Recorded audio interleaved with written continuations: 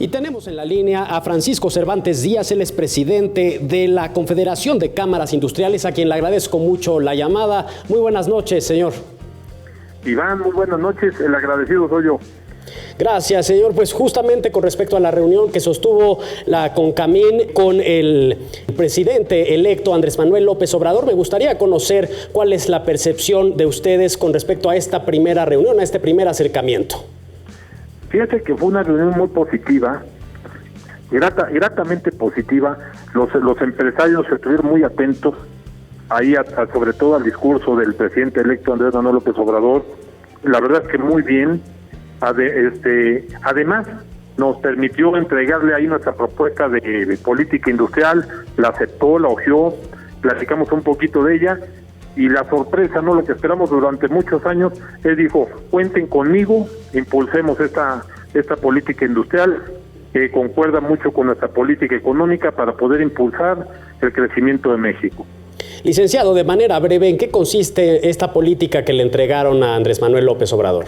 Fíjate que son muchas acciones lo que viene en nuestra política, es como propuesta que además se va a enriquecer, eso quiero ser muy claro, pero las partes fundamentales es que habla de que necesitamos un gobierno impulsor, un gobierno promotor que impulse la parte económica, ¿no? La CONCAMIN aporta el 35% al Producto Interno Bruto, aportamos 8.4 millones de empleos registrados ante el IMSS, pero lo más importante, ¿no?, que la CONCAMIN va arriba del salario mínimo, hasta 3 veces.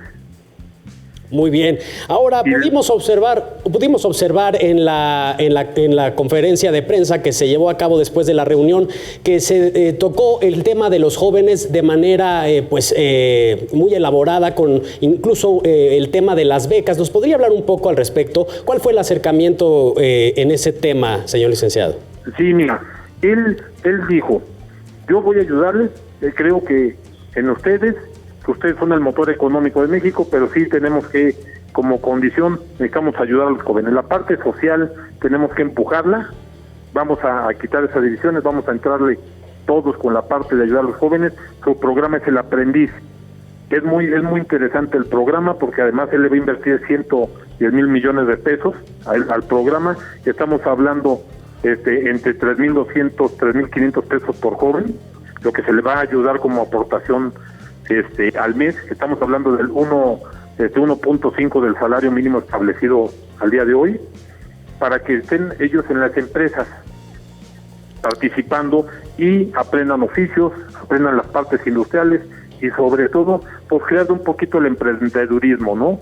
Para que los jóvenes también, pueda haber muchos jóvenes talentosos que empiecen a emprender su negocio y ellos además sean tractores para que jalen otros jóvenes hacia emprender nuevos negocios, nuevas industrias, sobre la industria, pero lo más importante, ¿no?, recargando mucho a la parte sur-sureste del país, que ahí es donde hay más necesidad de crecimiento, porque aquí hago una observación, México sí está creciendo, hay estados que están creciendo arriba del 5%, y en la media nacional nos vamos al 2% porque la parte sur-sureste, y no hablo ni de Puebla, ni de Quintana Roo, ni de Veracruz, no, porque esos son estados a excepción del sur-sureste, pero hay un Oaxaca, un Chiapas, un Tabasco que es increíblemente productor petrolero, y su crecimiento es muy bajo, ¿no? Y hay desempleo. Entonces es donde nos vamos a fijar metas para ayudarle a los jóvenes. Está el tema de zonas económicas especiales que las van a realizar, digo que ir a realizar ese programa,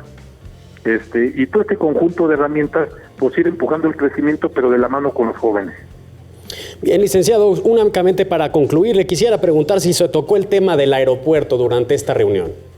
Fíjate que no, en CONCAMIN no se tocó en CONCANACO, que además tuve la suerte también de acompañar ahí a la Confederación Hermana, CONCANACO, y ahí se hizo mención del aeropuerto, ¿no? Y lo que ustedes ya lo saben, que ya es público, que él va a revisar la parte del aeropuerto, sobre todo los costos, ¿no? Que él no quiere tener una carga tan fuerte que le iba a revisar.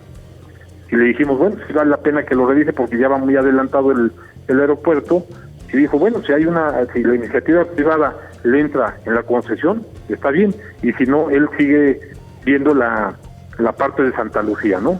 Pero bueno, a la hora se va a hacer una revisión, una mesa de discusión, y donde vamos a participar también nosotros.